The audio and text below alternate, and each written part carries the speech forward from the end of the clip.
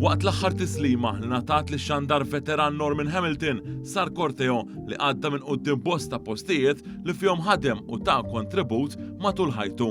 Il-korteo tela għal ħabta tal-10 ta' filgħodu mill-Kamra Mortwarja fl-Istar Mater Dei. Minn hemmhekk il-korteo mar quddiem iċ-Ċentru Nazzjonali Laburista fil-Ħamrun.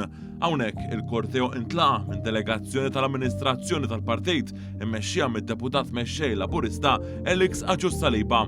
Hemmhekk l-amministrazzjoni selmet lill-armla ta' Norman, Josette u żewġ tquliedu Davinja u Yasmin. Dan fil-waqt li d-deputat mexxej poġġa kuruna tal-fjuri fuq it-tabut ta' Hamilton. Minn hemmhekk il-korteo mar lejn il-Knisja tal-Furjana għal quddiesa li ċċelebrat il-ħajja tax-xandar veteran li jibqa' magħruf fost l-oħrajn bil-programm bl-aġenda fuq One fejn tam jixxandar għal 20 sena sħaħ.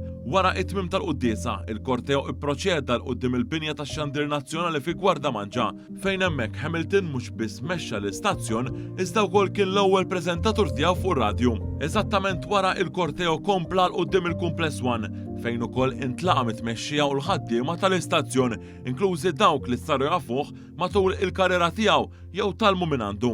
Hawn it-tabut tiegħu intlaqa minn ċabċipa twila biċ-Chairman ta' One Silvio Xerri, il-Kap Eżekuttiv Ruth Mikallef u Chief Operating Officer Roberto Francalanza ipoġġu kuruna tal-fjuri b'rispett lejn dak li wkoll kien l-ewwel kap tal-programmi tiegħu meta fetaħ fil-bidu tad-disajnijiet.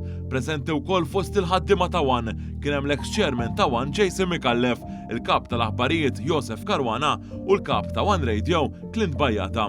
Wara saret id-difna li komplet b'mod privat. Sattant fi stqarrija il-Partit Laburista li tul il-korteo l-quddiesa kien preżenti biex isellem lil Norman Hamilton li ħaddan prinċipji sodi Laburisti ta' il-kondoljanzi lill-familja tiegħu.